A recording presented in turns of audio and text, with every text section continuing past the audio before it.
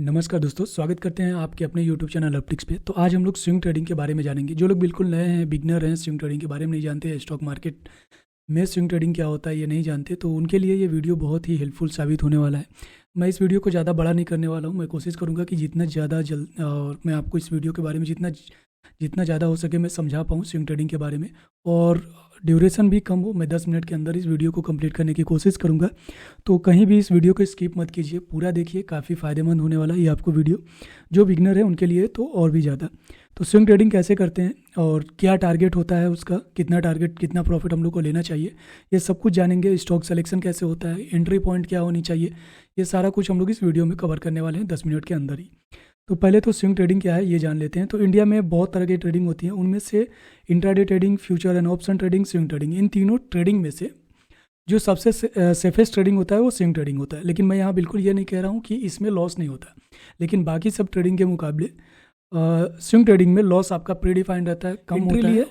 तो उस केस में आपको जल्दी ही ये टारगेट मिल जाता है, नहीं तो कभी कभी थोड़ा सा लेट भी हो सकता है। तो अब इसको कैसे करना है, तो सबसे पहले तो आपको स्टॉक सिलेक्शन आना चाहिए। स्टॉक सेलेक्ट कैसे करते तो, और इसके बाद आपको एक टेक्निकल एनालिसिस भी करना होता है स्विंग ट्रेडिंग में। तो स्टॉक सिलेक्शन अगर आप बिगनर हैं तो मैं तो आपको यही रिकमेंड करूँगा कि आप अगर बिगनर हैं तो आप निफ्टी 50 के स्टॉक को ही सेलेक्ट कीजिए, जो कि काफ़ी फ़ायदेमंद होगा आपके लिए। उसमें रिस्क कम होता है, वॉलेटिलिटी कम होती है, और थोड़ा सा फंडामेंटली भी स्ट्रांग होते हैं। हालांकि स्विंग ट्रेडिंग में फंडामेंटल उतना नहीं देखना होता है, लेकिन अगर आप स्विंग ट्रेडिंग कर रहे हैं तो आपके लिए इसमें ज़्यादा अच्छा रहेगा कि अभी आप स्टार्टिंग में है, बिगनर है, तो निफ्टी 50 के जो 50 स्टॉक हैं उसमें आप एक बार चेक कीजिए, उसको अपना एनालिसिस कीजिए अच्छे से, और उसमें एंट्री बनाइए, छोटे छोटे टारगेट लेके चेक कीजिए, ठीक है। तो टेक्निकल एनालिसिस जो मैंने आपको कहा इसमें कि करना होता है, तो टेक्निकल एनालिसिस भी दो तरीके से हम लोग करते हैं। एक तो प्राइस एक्शन के भी आप पे, और दूसरा कैंडल स्टिक पैटर्न के भी आप पे। तो ये दोनों तो अभी हम लोग इसमें वीडियो नहीं जानेंगे, इसके लिए मैं आप लोगों के लिए एक सेपरेट वीडियो बना दूंगा। तो प्लीज़ इस चैनल को सब्सक्राइब कर लीजिएगा, क्योंकि मैं कुछ दिनों में प्राइस एक्शन और कैंडल स्टिक पैटर्न की भी वीडियो अपलोड करूँगा इसी चैनल पर। लेकिन और आज हम लोग जो बात करेंगे कि स्विंग ट्रेडिंग किस भी आप पे करेंगे, ना ही प्राइस एक्शन ना ही कैंडल पैटर्न, तो फिर हम लोग आज बात करेंगे सपोर्ट एंड रेजिस्टेंस के बारे में। तो सपोर्ट एंड रेजिस्टेंस के बिहाफ पे हम लोग एंट्री लेंगे स्विंग ट्रेडिंग में, और आज हम लोग जानेंगे कि सपोर्ट एंड रेजिस्टेंस पे कैसे एंट्री होती है स्विंग ट्रेड में, ठीक है। और ये सपोर्ट एंड रेजिस्टेंस इसलिए क्योंकि आप लोगों को आसानी से समझ में आएगा कि कैसे ये काम कर रहा है। आप बिगनर हैं तो ये आपको आसानी से समझ में आ जाएगा। थोड़ा सा हम लोग जान लेते हैं कि सपोर्ट एंड रेजिस्टेंस क्या होता है। तो सपोर्ट एंड रेजिस्टेंस, सपोर्ट वो प्राइस होता है जहाँ से स्टॉक बार बार ऊपर जाने की कोशिश कर रहा होता है, और रेजिस्टेंस वो प्राइस होता है जहाँ से स्टॉक बार बार नीचे आने की कोशिश कर रहा होता है। जैसे कि आप हम इस चार्ट में आप यहाँ पे मैं दिखा सकता हूँ, ये एक पिक्चर है, आप इसको देखिए यहाँ पे। तो अगर जब आप देख रहे हैं यहाँ पे, तो ये देखिए कि यहाँ से एक प्राइस जा रही है, ठीक है, और यहाँ पे एक इसने ब्रेकआउट दिया, ठीक है, और ऊपर फिर ये जाती गई। लेकिन इस प्राइस पे मान लीजिए ये 100 रुपये का प्राइस है, ठीक है, और ये 80 रुपये का प्राइस है। अब यहाँ से फिर से ये नीचे आया, फिर ऊपर गया, फिर यहाँ पे इसने ब्रेकआउट नहीं दे पाया और फिर नीचे आया। लेकिन बार बार किस प्राइस पे ये सपोर्ट ले रहा है, तो ये सपोर्ट ले रहा है 80 रुपये के प्राइस पे। यहाँ पे भी आके एक बार ऊपर गया, यहाँ पे भी आके ऊपर गया, और यहाँ पे भी आके फिर से ऊपर जा रहा है। मतलब जो हमारा सपोर्ट क्रिएट हो रहा है ये एरिया है, ठीक है, यहाँ पे लिखा हुआ है सपोर्ट एरिया। और जो बार बार उधर से रिजेक्शन जो मिल रहा था वो मेरा रजिस्टेंस एरिया है, जो कि यहाँ पर है, ठीक है। एक रजिस्टेंस एरिया यहाँ है, एक रजिस्टेंस एरिया यहाँ पर है, ठीक है। अब हम लोग बात करेंगे यहाँ पे, अगर इसने ब्रेकआउट दे दिया है, ठीक है, तो ये अब जब दोबारा ब्रेकआउट देके और वापस से नीचे आए, तो ये हमारा नया एक रेजिस्टेंस एरिया हो गया। इसने एक हाई बनाया और ये मेरा नया रेजिस्टेंस एरिया हो गया। और दूसरा जो है मेरा ये सपोर्ट एरिया, जो पहले वाले का रेजिस्टेंस एरिया था, जो पहले हमारा रेजिस्टेंस एरिया था, अगर उस रेजिस्टेंस एरिया पर एक रीटेस्ट के समय अगर आके सपोर्ट ले लेता है स्टॉक, तब वो सपोर्ट की तरह बिहेव करने लगता है। जैसे कि आप यहाँ देखते हैं, पहले इस प्राइस पे आके प्राइस नीचे आ जा रहा था, लेकिन जब इस प्राइस को उसने ब्रेक कर दिया, अब दोबारा ऊपर से नीचे की तरफ आया, तब आप देखेंगे कि यहाँ पे इसने सपोर्ट ले लिया और फिर ऊपर गया, फिर सपोर्ट लिया, फिर ऊपर। अब हमारा जो सपोर्ट लेवल है वो 100 रुपये का प्राइस पे है, ठीक है, ये 100 रुपये का प्राइस पे। अब इसको हम 120 मानते हैं, ये हमारा अब रेजिस्टेंस, ये नया रेजिस्टेंस बन गया। तो अगर हमारी एंट्री यहाँ पे होती है कि 80 रुपये के प्राइस पे होती है, और हम यहाँ से एक बार गया, यहाँ गया, फिर से अगर गया, तो हम यहाँ से अगर इतना अगर कवर कर लेते हैं, अगर मेरा एंट्री यहाँ पे होता है और यहाँ हम लोग बेच देते हैं, क्योंकि मुझको पता है कि बार बार इस प्राइस पे जाके नीचे आ जा रहा है, तो 80 रुपये पे एंट्री करके अगर 100 रुपये बेच देते हैं, तो यहाँ पे हम लोगों को अच्छा खासा प्रॉफिट हो गया। तो इसी को हम लोग स्विंग कहते हैं, ठीक है। अब हम आपको यहाँ पर दिखाएंगे कि कैसे करते हैं। तो अब इसको आप चार्ट पे देखिए, यहाँ पे हमारे पास गेल का एक चार्ट लगा हुआ है, ठीक है। अब यहाँ पे देखिए, ये जो आपको मूविंग एवरेज दिख रहा है यहाँ पे इस चार्ट में, मैं एक बार पेन ले लेता हूँ एंड ओके, ये देखिए। अब यहाँ पे देखिए, ये जो मूविंग एवरेज है ये 50 डे मूविंग एवरेज है, और ये जो मूविंग एवरेज है ये 200 मूविंग एवरेज है।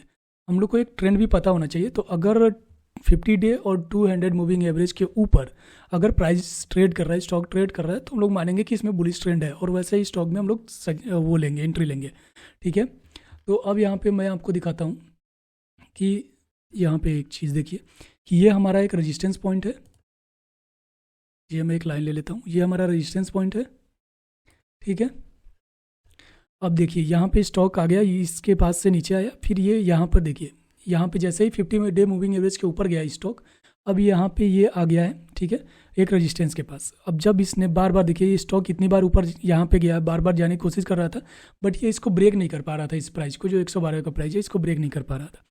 तो जैसे ही इसने ये ब्रेक किया, एक अच्छी खासी ऊपर की तरफ ये गया, लेकिन हमारा एंट्री तो यहाँ पे ब्रेकआउट। अब एक चीज़ ये भी है कि हम लोग ब्रेकआउट पे भी एंट्री लेते हैं, लेकिन अभी आप बिगनर हैं तो इसमें आपको ब्रेकआउट कहाँ है, इसके लिए मैं दूसरा कोई वीडियो अपलोड करूँगा। तो हम ब्रेकआउट पे यहाँ पे एंट्री कंसीडर नहीं कर रहे हैं, ठीक है। तो ब्रेकआउट हुआ, ऊपर गया, और जब ऊपर जाके दोबारा नीचे आया, तो अब हम लोगों को पता है कि जो पहला रजिस्टेंस है वो सपोर्ट की तरफ बिहेव करेगा। तो अब यहाँ पे अब ये सपोर्ट की तरफ बिहेव करना चाहिए, ये ऊपर गया, और जब नीचे आ रहा है तो ये सपोर्ट की तरफ बिहेव करना चाहिए। और बिल्कुल आप देखिए, यहाँ पे ये सपोर्ट ले लिया, ऊपर जाने के बाद जब प्राइस नीचे आया तो यहाँ पे सपोर्ट ले लिया, ये नीचे नहीं आ पा रहा है, ठीक है। तो ये हमारा सपोर्ट एरिया हो गया।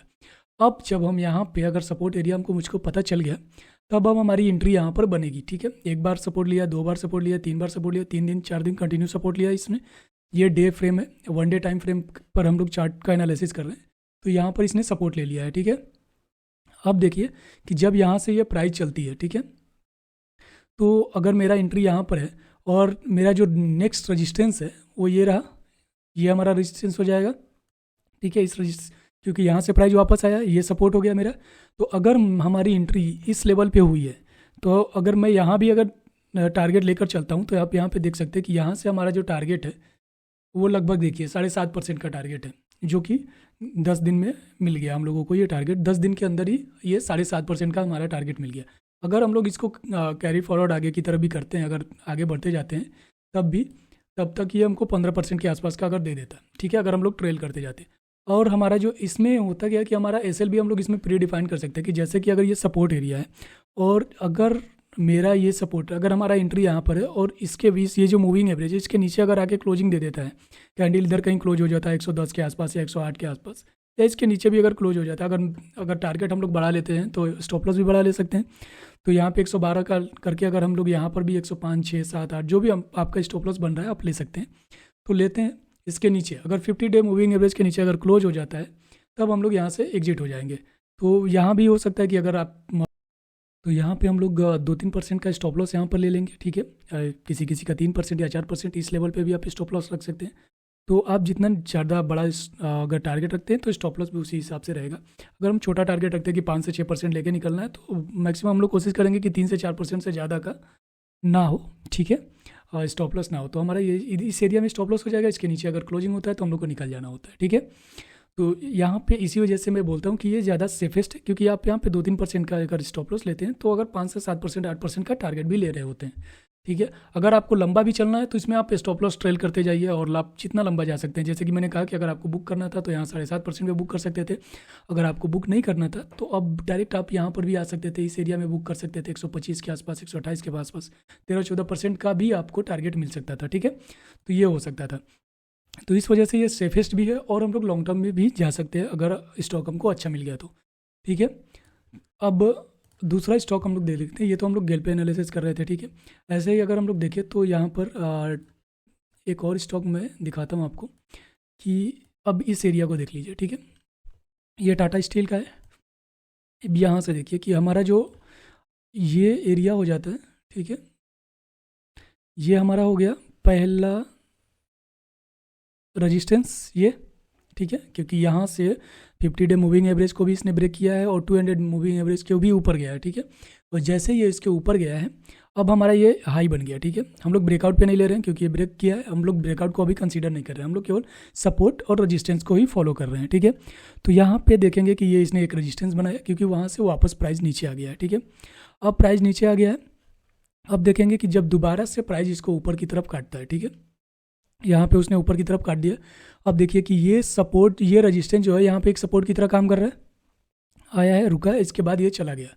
ठीक है, अगर हमारी एंट्री यहाँ पे हो जाती है, ठीक है, अगर कन्फर्मेशन नहीं मिलता, अगर हमारी एंट्री यहाँ पे नहीं हुई, ठीक है, तब फिर एक नया सपोर्ट, नया रजिस्टेंस हम लोगों को मिल गया यहाँ पे, ये रहा, ये एक नया रजिस्टेंस।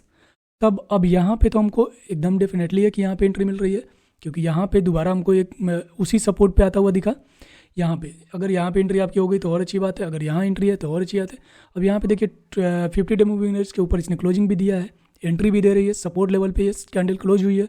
तो अब यहाँ से अगर हमारा टारगेट इस रजिस्टेंस पे भी होता है तो मैं आपको दिखाऊं कि अगर ये हमारा है तो अगर हम लोग यहाँ पे भी बुक करते ना तो यहाँ पे ईजिली हम लोगों को 5-6 दिनों में यहाँ पर भी लगभग आपको टारगेट 8 से 10 दिनों में यहाँ पर भी आपको टारगेट मिल जाता 6.5% का। लेकिन अगर आप इसको ट्रेल करते तो आपका शायद टारगेट यहाँ बनता लगभग 15% के आसपास का। तो ये है लेवल। ठीक है, अगर आपको सपोर्ट और रेजिस्टेंस अच्छे से पकड़ करना आ गया तो आपको एक अच्छा टारगेट मिल सकता है। ठीक है, ये हम लोगों ने रेजिस्टेंस डिसाइड कर दिया। सपोर्ट यहाँ पे भी देखिए कितनी बार इसने सपोर्ट लिया है। ठीक है, एक बार इसने यहाँ सपोर्ट लिया, यहाँ पे सपोर्ट लिया, फिर यहाँ सपोर्ट लिया और ये तीसरी बार यहाँ सपोर्ट लिया।